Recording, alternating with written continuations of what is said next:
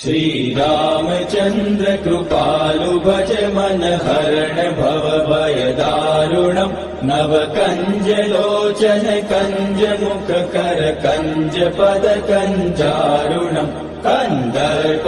गणित अमित छवि नव नील नीरद सुन्दरम् पटपीठ मानहु तडित रुचि सुचि नौमि जनक सुतावरम् शिर मुकुट कुण्डल तिलक चारु उदार अंग विभूषणम् आजानुभुज शर चाप दर संग्राम जित कर दूषणम् भज दीन बंधु दिनेश दानव दैत्य वंश निकंदनम् रघुनंद आनंद कंद कौशल चंद दशरथ नंदनम् इति वदति तुलसीदास।